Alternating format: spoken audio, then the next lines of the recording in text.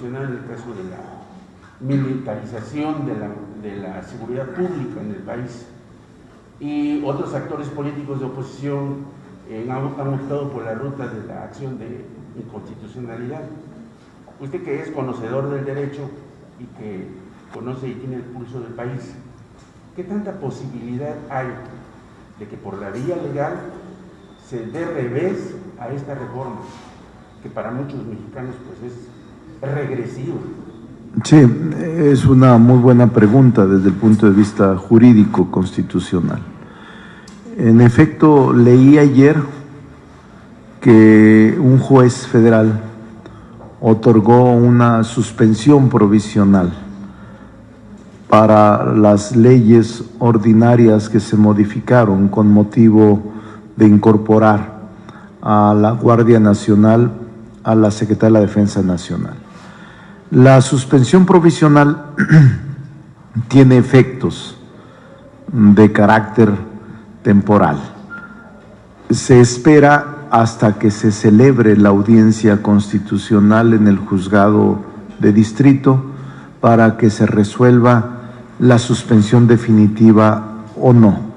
Y aún después de la suspensión definitiva se entra a la revisión del amparo de fondo y este tiene un recurso ante tribunales colegiados.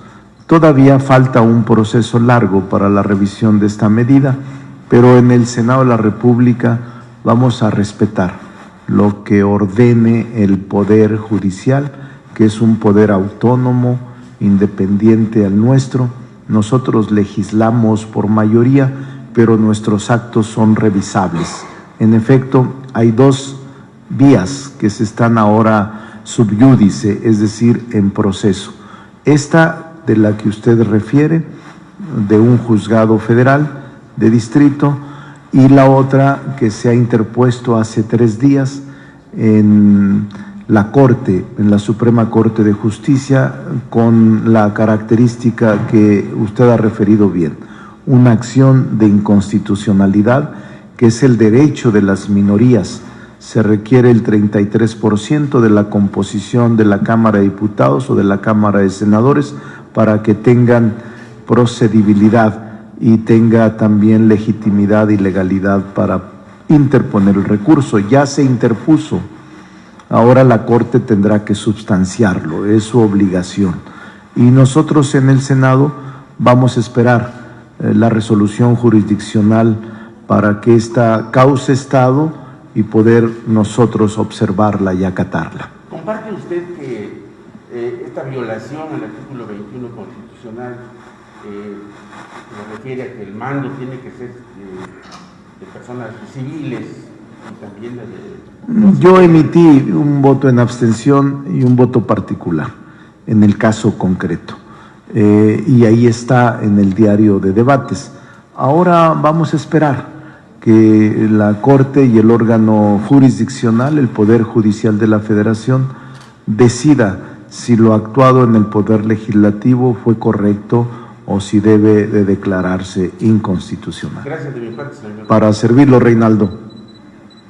¿Alguna otra pregunta? Sí. Senador Manuel Cano, de Primera Línea MX. Hoy el presidente en la mañanera decía, posicionaba a 3, a lo que hablamos ahorita, corcholatas, entre comillas, ¿no? Hablaba de la relación política que tiene el secretario de Gobernación, el canciller Marcelo Ebrard, y Claudia Sheinbaum, decía que eran sus hermanos. ¿No cree que esta, posicionamiento presidencial pueda afectar a las decisiones que tome usted en su carrera política presidencial? Es una muy buena pregunta. No, mire, yo respeto al presidente de la República. Tengo 25 años formando parte de su movimiento. Yo fundé Morena, fui coordinador general de la campaña en el 2012, coordinador de una circunscripción en el 2006 y coordinador de la circunscripción más difícil en el norte en el 2018. Y el presidente habla de 3 hermanos, una hermana y 2 hermanos. Y yo soy como el hermano no reconocido. Siempre en las familias hay eso, el papá deja por ahí algún entenado. El papá, sin darse cuenta, los hermanos deja por ahí alguna gente, un hijo que no reconocen. Y soy como el arma secreta del presidente, por eso no me menciona mucho, pero ya me incluyó.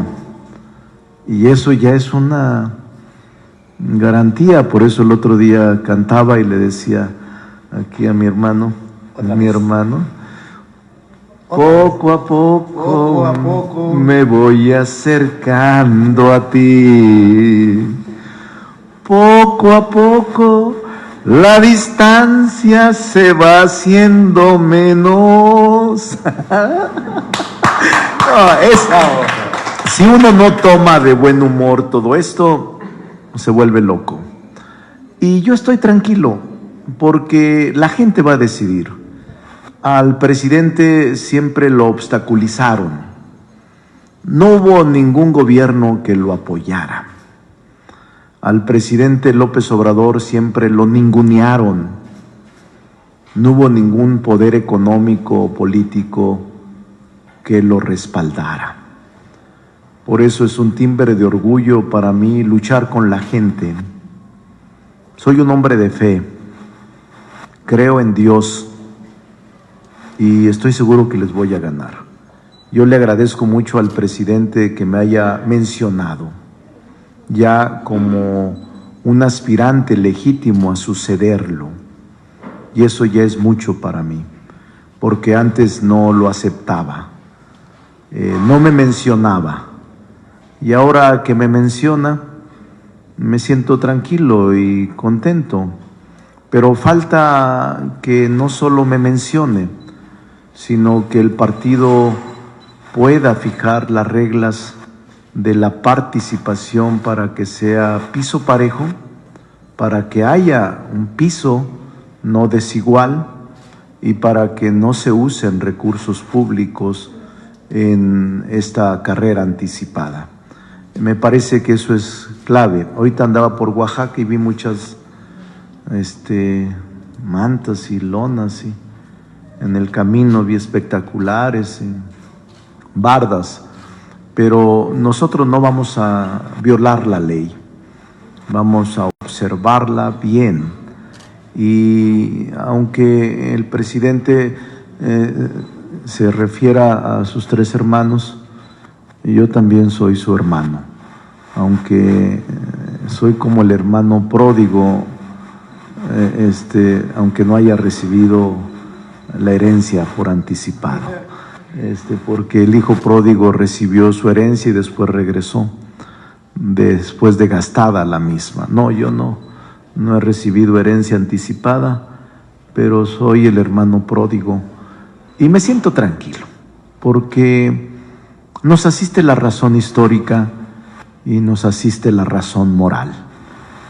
Y aquí en Oaxaca, nosotros, les digo en Oaxaca, vamos a impulsar el resurgimiento del sur. El presidente ha logrado voltear los ojos al sur y me parece correcto. Nosotros vamos a profundizar este resurgimiento del sur que durante muchas décadas se le negó. Nunca más abandonar al sur, nunca más abandonar a Oaxaca, nunca más abandonar a Chiapas, a Guerrero, Quintana Roo, Veracruz, nunca más abandonar al sur para poder emparejar el desarrollo de la nación. Senador Felipe García, de Buen Felipe. Marcelo Ebrard, de asesor. No, Marcelo Ebrard, aunque está un poco en el sol, no me hace sombra. Es un buen amigo. Marcelo Ebrard es un buen funcionario y Marcelo Ebrard se inscribe en esta carrera presidencial anticipada. Y con él me une una relación de amistad y de afecto. Y estamos luchando por un país mejor. Senador Omar Aguilar de Televisa Oaxaca, el libro de Reyes del Cash, evidentemente lo estaré leyendo de tener acceso a él. ¿Qué opina de lo que describe este libro, de los personajes que señalan, incluso el líder del partido, hoy líder del partido? Omar, yo no lo he leído, le confieso. He leído fragmentos de las crónicas de los medios de comunicación. Conozco a la autora, a la escritora, fue reportera. En alguna parte de mi vida en el legislativo ella cubría La Fuente, y a la escritora la conozco y le considero una mujer honesta. Considero que mi opinión sobre ella es positiva, pero ha sido muy difícil porque hemos tenido mucho trabajo en el Senado y no hemos podido dedicarle unas horas a la lectura. Quizá mañana, si el mezcal no lo permite esta tarde, pueda empezar a leer. Pero tengo una buena opinión de ella. Pero dentro de estos más de 20 años, 25 años al lado del presidente, sabe de toda la trayectoria y de todo el dinero que se le fue llegando. Sí, yo he vivido los 25 años con él en el movimiento. El presidente es como Hidalgo cuando se encontró con Morelos. El presidente de la República simplemente te dice, vete al sur, pero no te da nada. Es decir, yo he conocido al presidente con una honestidad inquebrantable. Los que hemos trabajado con él de cerca, yo uno de ellos, nunca nos dio un solo 5 para movernos. Nosotros lo hicimos con nuestro patrimonio. Yo siempre había sido legislador, entonces usaba mi dieta para poder moverme. Comíamos en restaurantes modestos, en hoteles modestos, nos hospedábamos, pero nunca nos daba dinero. Por eso yo no sé dónde estaba, o sea, yo no soy de ninguna manera un hombre que pueda argumentar o pueda confirmar que eso se movía en efectivo. Según el libro, bueno, quienes no recibían ese tipo de recursos para moverse, pues eran los que aportaban.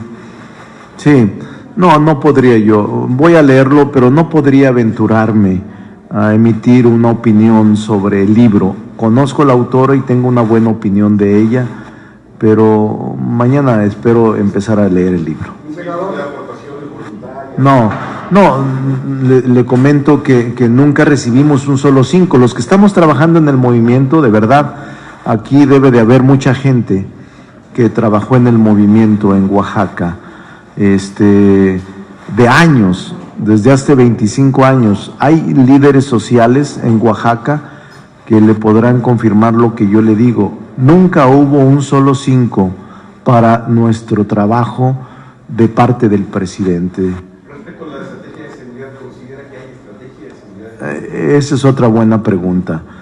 Yo les puedo decir que desde mi punto de vista, el programa de seguridad debe ser revisado, que debemos enriquecerlo y debemos mejorarlo. El problema grave que vivimos de inseguridad debe de ser atendido de manera más inteligente, coordinada y con resultados. Por eso ahora en la reforma que está en discusión en los congresos locales del quinto transitorio, introdujimos mecanismos de control, como son los informes semestrales, la comparecencia de los titulares del Gabinete de Seguridad, la comisión bicameral, el fondo de aportación a estados y municipios para fortalecer las policías locales, y también establecimos un mecanismo de control parlamentario de evaluación al desempeño de las Fuerzas Armadas y de una evaluación permanente de su trabajo y de sus tareas. Para mí fue una reforma importante que va a dar frutos en pocos meses. Una vez que se apruebe, inmediatamente entrará en vigencia con estos mecanismos de control parlamentario. Finalmente, de mi parte, esta ley que pretende quedarse con los ahorros de los mexicanos después de 6 años sin movimiento, ¿no es un robo? Les quiero decir que me agrada y me deja, siempre lo he dicho, gratamente reconocido, porque me han hecho preguntas demasiado inteligentes e importantes. Es decir, está actualizada la prensa de ustedes, porque estas preguntas que me han hecho es lo que oscila en la opinión. Y esta pregunta que me hace, igual que las otras, hablan de que es una prensa que estudia y que está muy informada. Ustedes como reporteros, y eso me da mucho gusto. Le contesto, es una modificación a una ley de instituciones de crédito, al artículo 61 de esta ley. Ya lo aprobó la Cámara de Diputados y se trata de unas cuentas de ahorros o de depósitos de dinero en una institución financiera que no se mueven durante 6 años. Actualmente, esas cuentas que no se mueven o que están congeladas por no moverse, pasan a un fondo general, y ese fondo general lo distribuye fundamentalmente en beneficencia pública, y la institución financiera también se queda esos 6 años con ese recurso sin movimiento. Lo que ahora está planteándose por la Cámara de Diputados es que ese fondo de cuentas no movidas, de cuentas que están congeladas o que no tienen ningún movimiento, pasen a formar parte de un fondo que, en lugar de ser para la beneficencia pública y para las instituciones financieras, sean en beneficio de la seguridad pública, distribuidas un 45% a la Federación, Guardia Nacional, 25% a los estados y creo que 20% o 35 y 20 para los municipios. Se calcula, yo el otro día dije 10,000 millones, ayer me actualizaron la cifra. Se estima que de estas cuentas que no se mueven durante 6 años y que están a disposición de las instituciones financieras, constituyen un fondo de aproximadamente 20,000 millones de pesos. Esa es la estimación, pero aún no se concreta la ley, porque ustedes recuerden que ayer en la mañanera el presidente de la República dijo: le voy a pedir a los senadores que modifiquen el dictamen para que, en lugar de ser para seguridad pública, sea para los programas sociales. Y eso lo vamos a discutir en el Senado, en las comisiones, a partir del lunes próximo. Vamos a discutirlo en comisiones de dictamen, en la Comisión de Hacienda y Estudios Legislativos, y vamos a revisar. Pero en todo el mundo existe esta disposición. En algunos varía por años, pero en todo el mundo existe, donde el Estado queda con esas cuentas que no son movidas, que provienen incluso de actividades ilícitas o incluso de lícitas. De una persona que desaparece, deja su cuenta y no tiene heredero o beneficiario, normalmente el banco se queda con esos recursos y los manda al fondo que le comento para la beneficencia pública, pero no es transparente, no lo conocemos. Por eso me decían que es un estimado de 20,000 millones de pesos lo que asciende de esas cuentas sin movimiento en este momento.